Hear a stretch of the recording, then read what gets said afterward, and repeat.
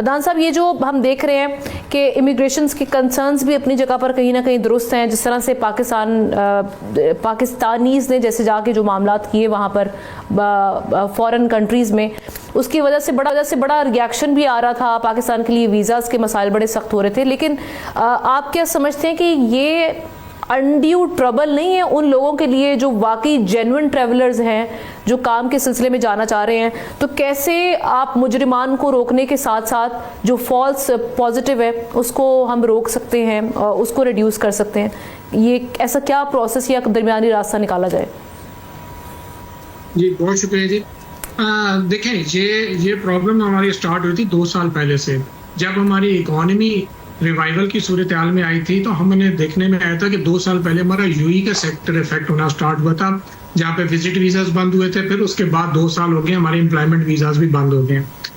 उस टाइम पे भी हमने हुकाम बाला के दरवाजे खटखटाए थे और हमने कहा था कि ये जो विजिट टू एम्प्लॉयमेंट का बिजनेस है या जो इनके अंदर अवामिल या अनासिर शामिल हैं, उनके खिलाफ करार वाकई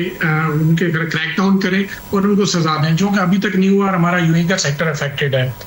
10 महीने होने को है, हमारा ओमान का सेक्टर भी इफेक्ट हो गया। अब हमारा मेन चंक जो है हमारा सऊदी अरेबिया, जहाँ पे हमारे 5 लाख वर्कफोर्स जाता है और मेनली हमारी रेमिटेंसेस का भी 25 से 26% हमारा सऊदी अरेबिया से इंजेक्ट हो रहा है। हमारा रेमिटेंसेस में हमारा इजाफा हो पा रहा है। हम इंसेंटिव बेस्ड रेमिटेंसेस में तो इजाफा कर पा रहे हैं और आपने देखा कि फिस्कल ईयर 2024-25 भी हमारा अच्छा क्लोज हुआ है 38 अरब डॉलर पे, और हम उम्मीद कर रहे थे कि इसके अंदर बेहतरी लाई जाएगी ताकि रेमिटेंसेस हम और इस टाइम पे जो सिनेरियोस एयरपोर्ट पे हुआ है उसके अंदर ये है कि जो हमारे विजिट वीजास पे जाने वाले लोग हैं, हम उनके लिए हम तो कहते हैं कि जो एम्प्लॉयमेंट वीजा पे जाने वाले लोग हैं और उनको जो प्रॉब्लम फेस करनी पड़ रही है उसका तदारुक किया जाए, उसके लिए हमारा लाएमल बनाया जाए। क्योंकि ये बाय डिफॉल्ट है हमारे गल्फ स्टेट से वीजा कैटेगरीज कुछ और इशू हो जाती हैं, लेकिन उस कंपनी को वीजा कैटेगरी कुछ और चाहिए होता है। तो उसके लिए हमें अपनी खारजा पॉलिसी को ठीक करना पड़ेगा उन ममालिक के साथ बात करके, ताकि ये जो डोमेस्टिक वर्कर या ऐसी एम्प्लॉयमेंट जो कि कैटेगरी का जिसमें फर्क आ रहा है और उसमें कोई डॉक्यूमेंटेशन अगर लड़का नहीं प्रोवाइड कर पा रहा, तो उसका एक आसान रास्ता बनाया जाए। जैसे कि पिछले कुछ दिन पहले एक ड्राइवर के वीजे का एक सोशल मीडिया पे बहुत ज्यादा हाईलाइट हुआ था। तो हमें अपनी पॉलिसीज को बेहतर बनाना होगा और इसमें स्टेक होल्डर्स को जब तक ऑन बोर्ड नहीं लिया जाएगा, और ऐसा कैसे हो सकता है? ये बड़ा कंसर्निंग है। आप जो बिजनेसमैन हैं या जो बाकी ट्रेवलर्स हैं जिनकी कुछ कमिटमेंट्स हैं, आप उनको रोक रहे हैं, उनके लिए मुश्किलात खड़ी कर रहे हैं, ट्रबल क्रिएट कर रहे हैं, उनको ऑफलोड करके। जो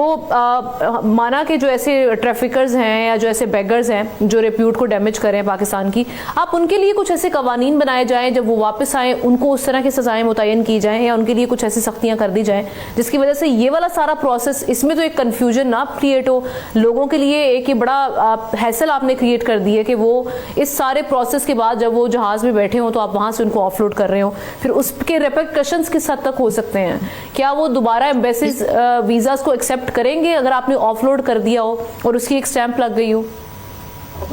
जी नहीं जी, वो एक्सेप्ट नहीं करेंगे। और यहाँ पे बिल्कुल ठीक आपने कहा कि जो एक्चुअल जो बिजनेस जनरेट हम करके ला रहे हैं, इस टाइम पे हमारे अंदर बहुत ज्यादा इस टाइम पे कंसर्न्स जनरेट हो गए हैं कि हम अपनी इन्वेस्टमेंट्स करके बिजनेस लेके जनरेट करके लाएं, यहाँ से एम्प्लॉयमेंट करें, उसके पूरे प्रोसेस को कंप्लीट करें और लास्ट स्टेज तक हमें एयरपोर्ट पे इमिग्रेशन क्लियरेंस तक हमें पता ना हो कि हमारा कैंडिडेट जो कि जेन्युइन वीजा पे है, जेन्युइन प्रोटेक्टर पे है, जेन्युइन टिकट पे है, और उसको ऑफलोड कर दिया जाएगा। नॉन रिफंडेबल टिकट्स हैं, नॉन रिफंडेबल टिकट्स के साथ जो 70 से 80 हज़ार 1-1 लाख रुपए की जो टिकट का जो खसारा हो रहा है वो कौन बर्दाश्त करेगा? अब कुछ अनासिर की वजह से हमारा जो मेन चंक जो है मैन पावर का वो अफेक्ट होना शुरू हो गया है, और इससे ये जो इस तरह की ये जो प्रैक्टिसेस स्टार्ट हो गई हैं, इससे आने वाले वक्त में हमारे गल्फ स्टेट स्पेशली हमारा सऊदी अरेबिया, कतर, यूएई, यहाँ से हमारे आगे आने वाले वक्त के नियर फ्यूचर के अंदर आप देखेंगे कि हमारे ऊपर रिस्ट्रिक्शंस बढ़ना स्टार्ट हो जाएंगी। यहाँ पे तो जो रिस्ट्रिक्शंस अगर बढ़ेंगी तो it will affect the remittances as well, और साथ के साथ आपकी जो यूथ है जो अनएम्प्लॉयमेंट की वजह से मुल्क से बाहर जाना चाहती है, और पाकिस्तान का एम्बेसडर के तौर पे जो हमारे फील्ड मार्शल साहब का एक विजन है कि हमारे जो यूथ है हमारे एम्बेसडर्स हैं, देखिए हमें ये सोचना होगा